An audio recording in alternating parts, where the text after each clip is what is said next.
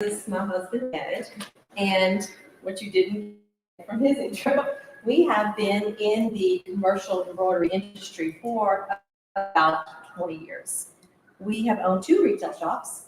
The first retail shop owned was in New Orleans, and like you said, Katrina hit, and we sold that business. We then moved to Lafayette, Louisiana, where we opened a retail business, and after running it for several years, we received an offer we couldn't refuse, and we sold that business. So at this point is when I became a Bernina trainer. So when you purchase a Bernina, I'm your trainer to help you run the machine.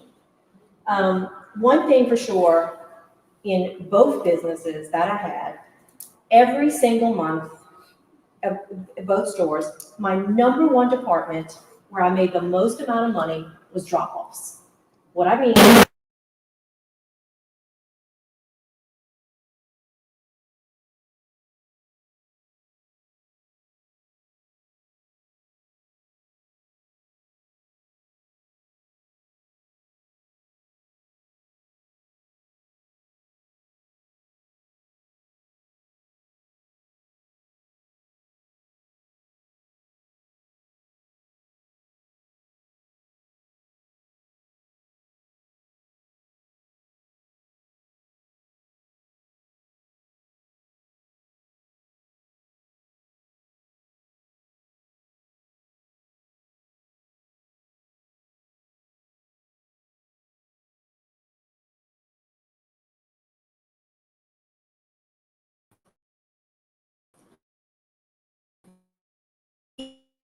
if you love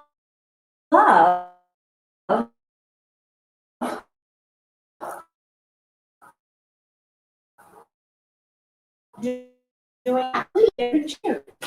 Oh, we have one back there.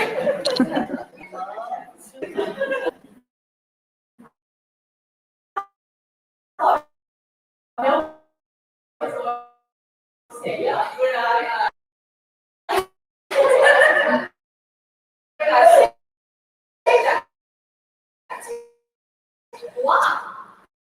Why doesn't anyone like us? When you're so happy with the forward, okay? They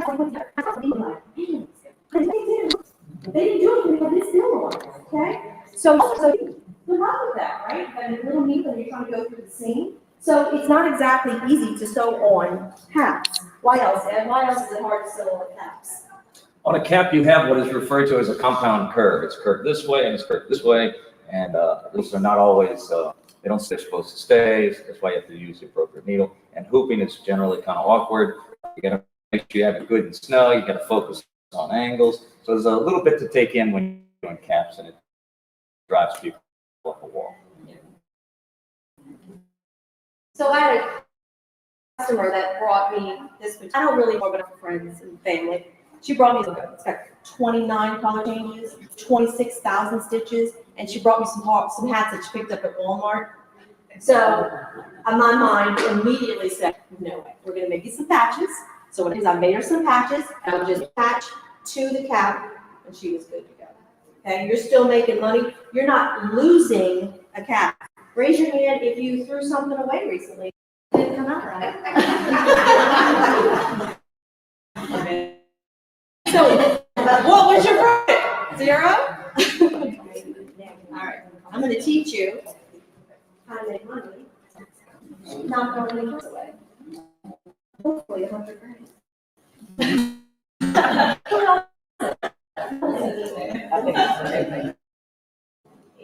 All right.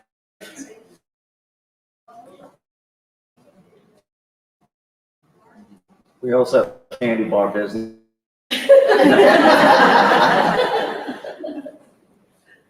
All right, so why do you want to use a pouch? Several reasons besides what I just said. First of all, it's been so easy. Watch me show you. We're going to actually do it so easy. Also trendy. Love that. Okay.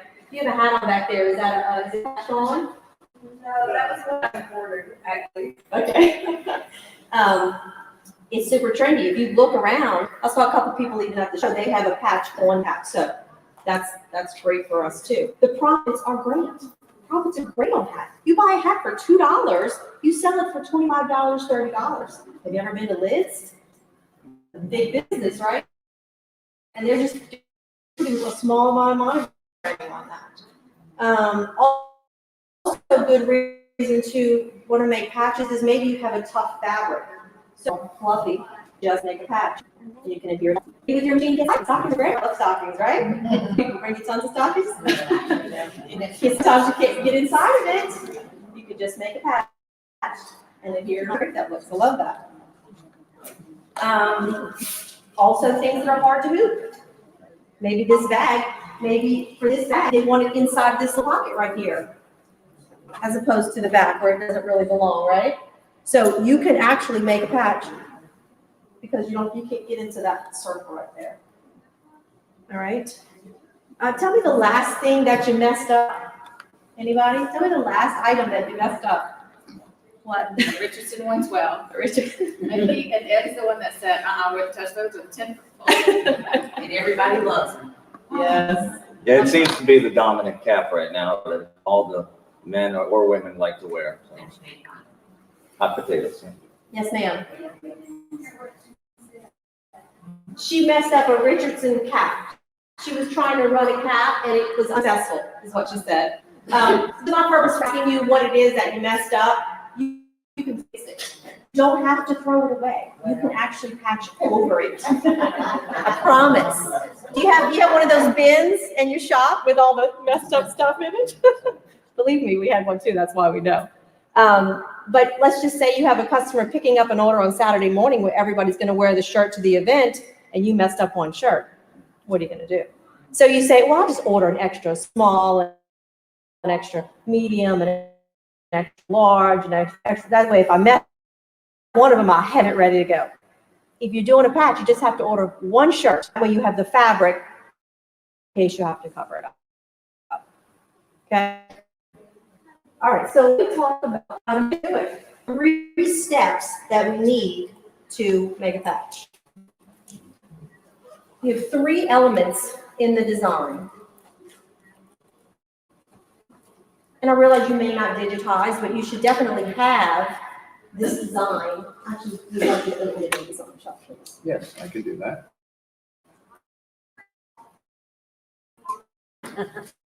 It's something that you can have digitized and just keep it in your shop. One.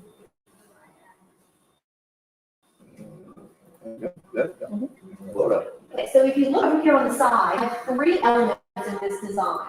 My very first element, can you hide? This is my very first element. I'm going to use that one, and I'm going to put whatever information I want inside of there. And so basically, I just got first element, which is just a wish. I just put the name in.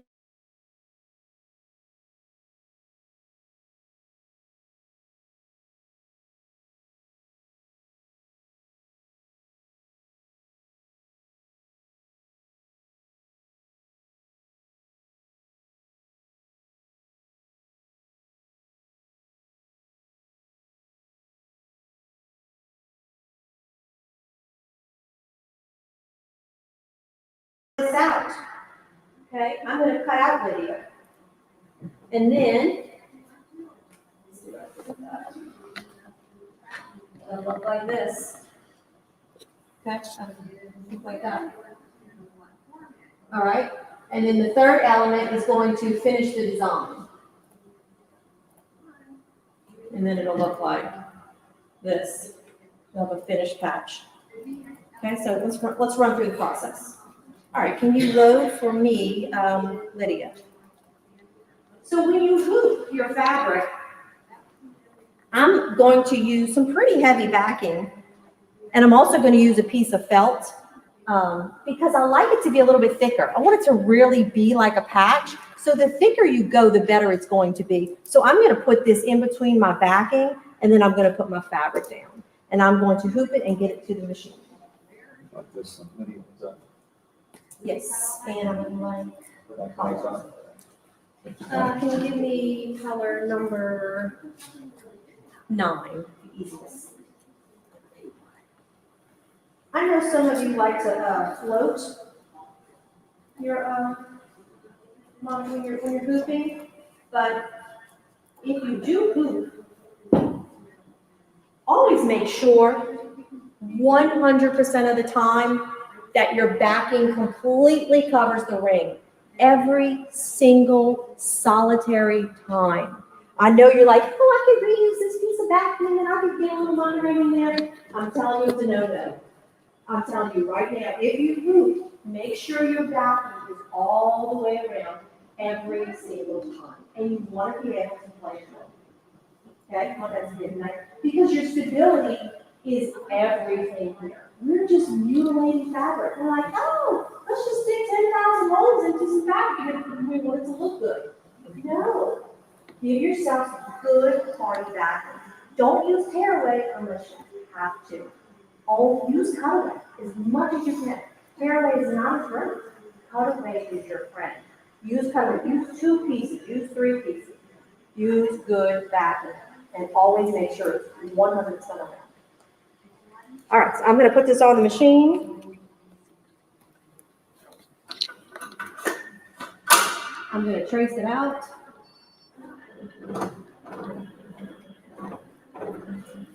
Let it go.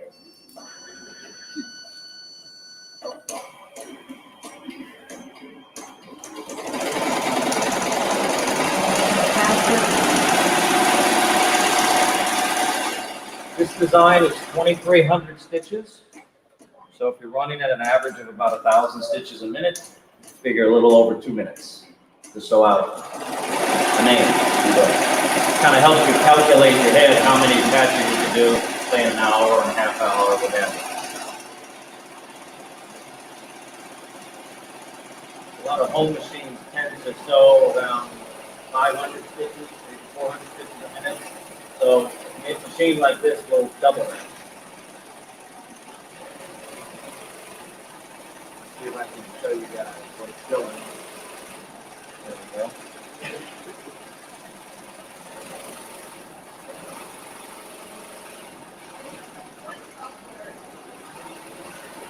The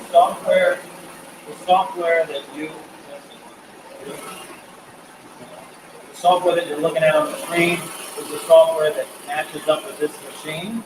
A lot of machines that you see have a little control panel on the machine where you can actually see the design. This system is a little different. It's preferable, in my opinion. It actually connects to a computer, right? An actual, well, short course. So, computer. So what is on the computer you see here is called Bernina OS, which stands for Bernina Operating System. So, if you ever had a problem with the control panel, the memory board, USB port on the machine, they got you. If you have a problem with the computer, you just run out to Best Buy or Walmart and get another computer. So that's a nice thing there as well. And you have to power your computer, and all your files are on your computer, so they don't have to transfer to a USB stick, then plug in the machine, and come out of the machine, go back to the computer, get the next file, go back to the machine. I call that the speaker network, which is walking back and forth. So this computer is networked to the machine through a network cable. And they call it plug and play. So plug it in and connect. So that's the first software. The second software is, of course, your digitizing software, which is your preference, whatever software you either already have, type in names or generate files or whatever you want to do. Okay, so that was, anybody time? That was that 2 minutes, 2.5 minutes? Sometimes not only do you want to adhere a patch, I'm just cutting this out. I just sewed it and now I'm just cutting it out. Sometimes not only can you make it a patch because it's very hard to move for your situation, you can also make freestanding patches that you can sell to people for various reasons. Like, let's just say you have a situation where you have volunteers and they want to have volunteer patches so that when someone shows up to volunteer, they can give them a volunteer patch. Also situations, I've seen it a lot, is uniforms are expensive, especially for these guys that work in the oil field, and they bring in Johnny's uniform and they want you to take the name off so they can wear it. And so you can definitely patch over that instead of taking that monogram out. How long does that take? How much profit you making there? 0, unless you're charging for it. All right, so I am, Margin are you leaving there? I'm sorry, When you cut it out, how much margin are you leaving? 0. I mean, when you cut out, you want to leave almost nothing. I'm almost cutting so close that I'm almost afraid that I'm cutting with thread. That's how close I'm cutting. Because I don't want it sticking out unless I was doing a frayed patch, which I'll also show you how to do that. But for right now, I'm just making a clean edged patch. So it's pretty close. Very, very, very close. All right, so now what I'm going to do is you can check all brands. They have products for you to use. I have this product right here. It's just plastic, okay? I am not adhering this with heat. I'm not using a heat press for this. So this is just heavy plastic, okay? This is a product that you can purchase at all brands, okay? It's a heavy plastic. I'm going to use 2 pieces, all right? And I'm going to hoop up this plastic. Does that have a name? It's a type of badge master, but I'll have to get with Barbara to find out the exact product. We have an OESD badge master that's very good. Yeah, I mean, I've used a Ziploc before. I've used a Target bag. It doesn't have to be anything fancy if you're not going to use a heat press to put it on. Now, if you are going to use a heat press, Stalls, which is out there, they have a product that you can put on the back that will allow you to heat it onto whatever it is you're doing. Just depends on your product, because you can do it on some products, but maybe if your bag, like she has a cotton bag, that would be fine. But if you have more of a plastic type like this big bag, no, it's of course going down the bag. So you have to determine how am I going to be putting this patch on the bag. So I'm going to go ahead and hoop up this plastic. You can go ahead and load the design.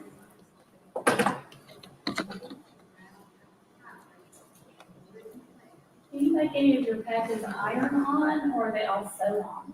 You can do either. You can. It's like, again, it depends on the product that you're going to be ultimately putting it on. Can that product handle heat? Is it something that you just want to use some adhesive? The E6000 works very well. Easy. The video. Yes. Okay. That's a pretty cover stitch, isn't it?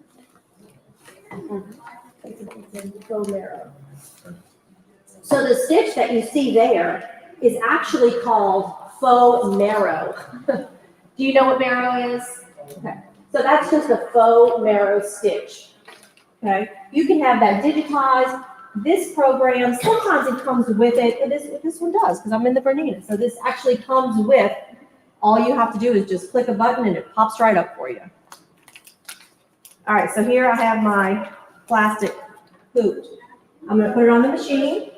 Question. So Yes. if you get it digitized, you can still want it faux marrow? You want an applique, and you want the finishing stitch faux marrow. That's what you would tell them. And like I say, I would just get a couple of them for your shop. I would get a circle. I would get a rectangle. I would get an oval, circle, just all the shapes, very common shapes that you would need in your shop, and you just pull them up at any time, And it also helps, I find, sometimes you have to let the customer know what can be done and what can't be done. You're the professional, so you want to let them know, hey, this is not embroidery, your logo's not made for embroidery. Let's do this to it, not to insult them, just like we want you to look good, we want you to look professional. If we do this to your logo, it'll look better. For instance, if you're doing a patch and you have a pink fabric and you want your marrow stitch around to be pink, because if you try to put yellow on black, or black on yellow, it's just not going to look that good. You always want to try to match your finishing stitch with your fabric so that you don't see those fabric pieces coming through. Okay? Yes, sir. If y'all using Brilliance, they just kind of do an add-on called Arrow Lee. Oh. Patches. Oh, that's awesome. Then you can buy it separate, buy itself. Awesome. And also depending on the software that you guys do have, you can take your square applique design, your rectangle, and you can resize it. Make it a little bigger, make it a little smaller to fit whatever size design you're working with. So in the color sequence, what I'm gonna do is I am going to run that first stitch that we talked about, which is the placement stitch or the tracing stitch. Then I'm going to hit the applique button, and that is gonna tell the machine, I need you to stop and come out a little bit for me so I can lay my fabric down. I'm gonna applique. Then I'm going to do the second stitch, which is gonna zigzag it down. And then my last stitch is going to be my marrow stitch, all right? So I'm gonna trace it out. Can you spray?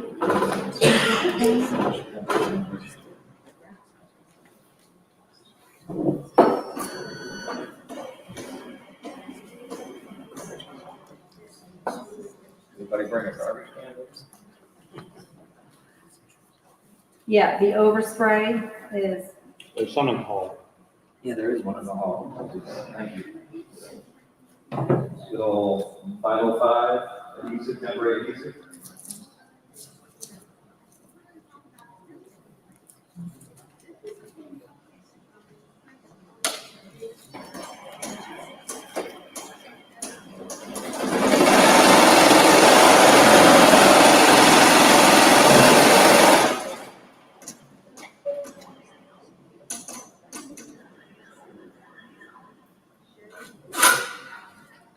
there you go.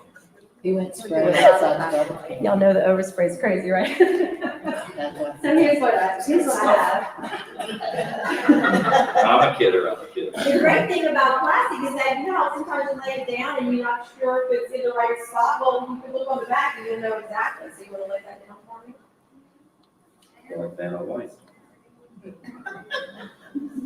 He almost didn't come. So close.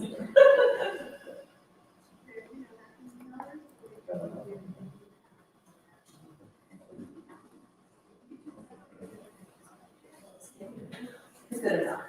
So basically, that's what I'm going to be doing right here, okay?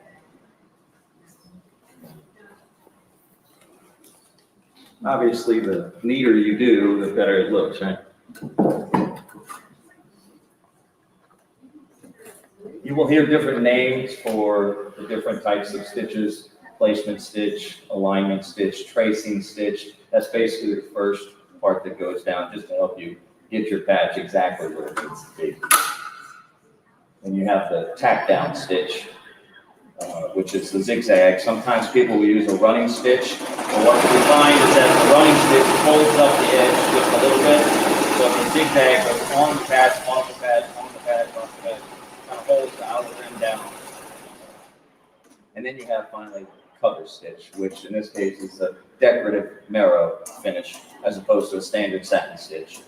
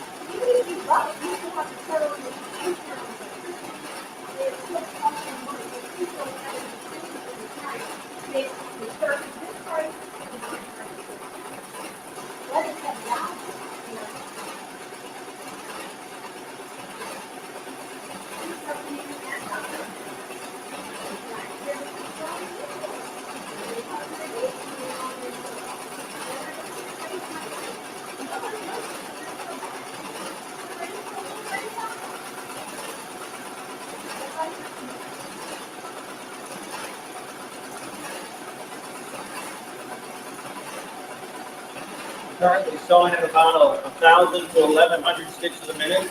This particular outline design is 3,900, so you can say 4,000 stitches, so it's going to take about 4 minutes. You add that to the original Lydia patch, that's just a little over 6,000 stitches, and again, at around 1,000 stitches a minute, you're looking at about a 6.5 minute design. Depending on what you charge, you can then determine how much money you would make in an hour or half an hour, and how to break it down.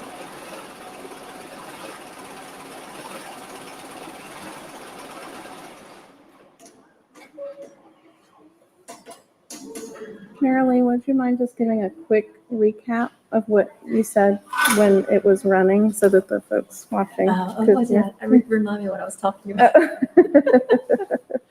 You're good. Go ahead. So this is what I have, okay? This is gonna be your finished look. I'm just gonna pop this out, it's gonna be done. I'm finished, all I have to do is pop this out. And then you're in my product. You can make several of these at one time. You patch, okay? Very, very simple. If you wanna make, you have an order for 100 hats, and you're thinking, except for that lady back there. She likes that. Don't give her name and number. Call her, she'll do it for you. There you go. You do 100 of these in a bigger hoop. You could just have this like this. You could do several. Now you may want to use maybe another piece of plastic because the bigger your hoop, the less your stability is not as great, right? So if you use a big hoop, make sure you have more stability, and you can definitely run 25 of these at a time or whatever. Okay. And guess what? If you mess it up, come on, who cares? What is this? 50 cents? How much is a hat? There you go. Yep. Yep, just leave the plastic on there, okay? You could use a thermal piece if you're going to be using a heat press, but if you're just selling it like this, so how would you do that into a hat? It would be 6,000, yes. Also to that little insulated bag. Something. Insulated bag was 6,000, yes. Because I don't have a heat press. I don't have a business anymore, and I don't have a heat press, so. According to this, it's an industrial strength adhesive. So just, yeah, that's, wear rubber gloves maybe, disposable gloves. Okay, so do you have any questions about how we made the patch or any questions about the process? So leaving that plastic, then you use your E6000. Yes. Is there not worry that then just the plastic would tear off, so then you patch it? No, no, it's all in here. No, it's not a problem at all. No, that's how I have this one here. But the plastic doesn't come apart. No, the plastic does not come apart. No, not at all. And you can kind of take your E6000 and make sure that you get it on the thread right here too, like on the edge too. Make sure that when you place it down, that you caught it right there too. But I've never had that issue at all. And it's washable if it's like on a terry cloth robe or something? Yes, yes. I mean, I don't know about the E6. I've washed a shirt, I'd say maybe 4 or 5 times with the E6000, and it still stays on there. And you have a shirt, that's not hard to hoop. You can actually applique that on there. Does that make sense when I say applique it on there? So you could applique the patch on the hat if you are the shirt, because the shirt's not hard. And what I recommend is if you are doing a shirt and they don't work at a gas station, you may not want that finishing stitch. You know what I mean? You may just want to stop at the second stitch. All you're doing is just zigzagging it on there. And if you're doing a hat, just run that one stitch. Just run that first stitch. You don't even need the second one. You could just run the one stitch. So instead of you running 26,000 stitches on your cap, all you're doing is 124 stitches, just zipping it on there. You may also want to offer some laundering advice by having to turn the shirt inside out. Well, more than Less aggressive on the edges of the And patch. sewing a shirt I get, but like a tote bag that you can wash that gets dirty, that you want it like that applique where the pocket is. A lot of people wash those bags because they carry them around, put them on the floor, they get dirty. Yes, the E6000 will hold up. I've at least washed it 3 or 4 times, and no You problems. can always experiment on your own to see what strength, you can put it through if you like. Why do you use the plastic badge master like instead of like the cutaway stabilizer or something? Because you want it to pop through. Now you can use, there is a product that you can use, I'm trying to think what it's called. I think it's called a wash away. And it will also tear away. You want something that's stable. And so that's why I use that product. But I have seen people who use like a wash away and then they take like a Q-tip and kind of clean up the edges. With clear plastic, you don't have to clean up edges. I mean, you want to get that job done, get the money, and move on to the next thing. Which is, Netflix, right? If I may, when you use the cutaway, you will see the edges of the cutaway and you can't necessarily tear the cutaway. If you find yourself cutting the cutaway away, if you accidentally nip the satin stitches, they all come apart and then might as well throw it away. So it's the ripping out is what you're looking for. And of course, the fact that it's clear, Or tear away? works well for you. Well, the tear away may not be as strong unless you use multiple sheets. Then you got the white paper that you can see around the perimeter of the stitches. Do you always use the felt? It doesn't matter what you're putting in? No, actually, I don't always use the felt. It just depends on what you're doing. Sometimes I don't use the felt if I'm doing a cap because I don't really want a stiff, I want it to be quiet. I want it to move like a cap. But if you're doing a bag or something like that, then I want a heavier, real patch. If I'm handing this to someone, here's your patch, then yes, I would put the felt back there. But again, it depends on the product that you're ultimately going to be putting it on. So what would you put for hat? What would you if you didn't use felt, would you put some? Oh, I felt? would just use some backing. I would just use some Okay. cutaway backing. Yes, just use some cutaway backing. Yes. Let's see. Okay, so what I'm showing you here on the screen is if you're going to be doing a frayed edge patch, because that's super trendy right now, right?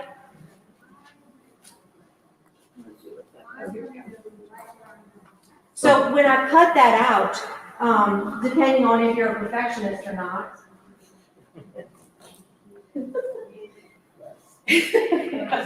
Occasionally, there's a perfectionist in the room. So what I did is I took that, I didn't do a great job, but I took the very first stitch and I duplicated it and just made it bigger, just so that I knew where to cut. So I didn't exactly cut perfectly like I did for Linda. I actually left a little extra space, and that second line that I made just showed me where to cut. Okay, that's all I did, it just showed me, kind of gave me a line to cut. Especially if you got 10 things to do and it's late, 2 o'clock in the morning, right?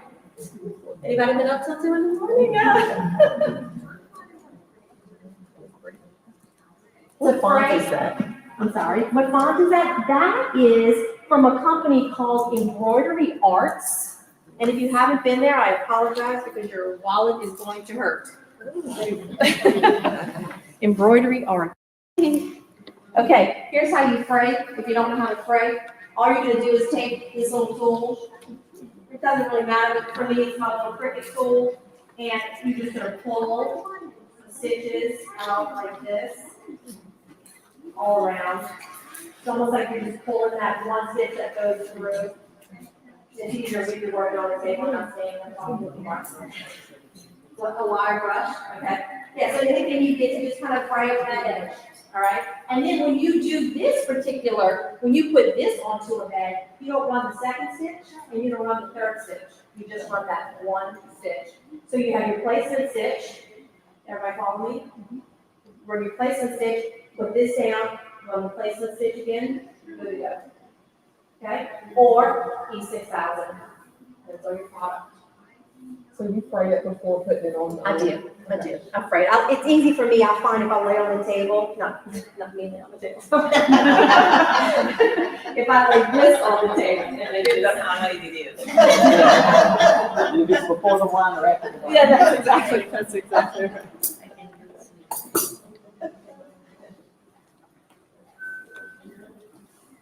All right. How are we feeling? We understanding it? Great. Is it payday? Are you gonna be turning down jobs anymore?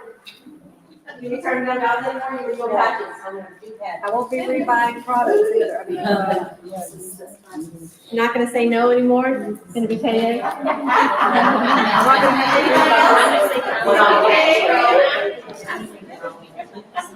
right, exactly. Start thinking about the money you're doing.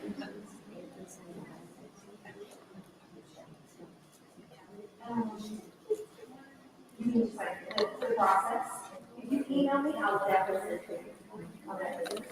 Anybody else recommend my money? Patches?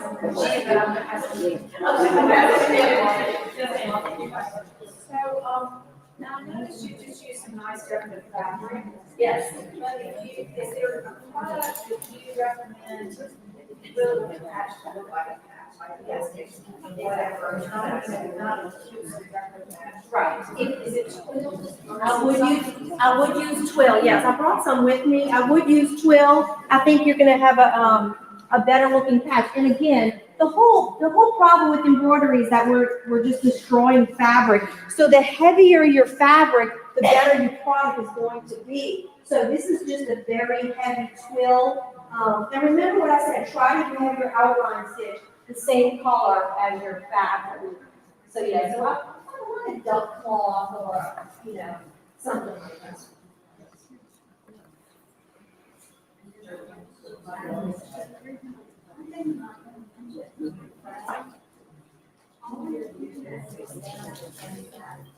Oh, right. She's saying, don't get your E6000 on the frame part of your frame patches. This is what I use to make a patch. She was saying if you don't use the cutesy decorative fabrics, you may want to use if you're doing, a cap or with a logo for a company or something like that. This is better fabric. I mean, use stability, use 2 pieces of cutaway, 3 pieces of cutaway. If your job doesn't look good and your outline is not lining up with your product, you don't have enough backing. Yes. So your letter that you had stitched out for your stocks. Yes. Did you just do that without whole borders and everything else? You just stitched that letter out on the plastic? Yes, I did. Yes, I just popped it right out, yes. I didn't do just the one stitch, I actually did the whole satin stitch, which maybe wasn't necessary, but I wanted the pink to pop. And so that's why I did the entire stitch as opposed to just the one stitch. Any questions? Yes. And I said, mentioned something about the Richardson 112 earlier. Yes. So you'd probably do that, Yes. and then would you suggest trying to do the placement stitch to put it on there? Or Yes. the same, the E6000? I think for you, since you have the machine like this, I would go with the process where you have the running stitch and then, again, you're talking about putting 100 stitches as opposed to 50. Yes. Okay, so the patch, the popular thing right now is the leather patch. Yes. What product would you use to do a leather patch? You know what I mean? Well, I think, what kind of machine do you have? I think you're gonna have to work with that a little bit. You definitely, I would use a leather needle. Have you purchased a leather needle before? Check at all brands. She has some needles for sewing through leather. And then I think you would do the same process. You would just take that leather needle and just do the applique process where you have the placement stitch and then you stitch it. Yeah, because I agree that is a great trendy thing right now. You want all. And maybe you need to find faux leather. Because the machine sometimes doesn't like leather. It likes leather overall. Okay, so Barbara would like to talk to you about this machine. If you have any questions for me, I'm free. I'll be in all branches all day. I'm happy to help you in any way possible. And if you give me your email address, I will definitely send you that process. Thank you.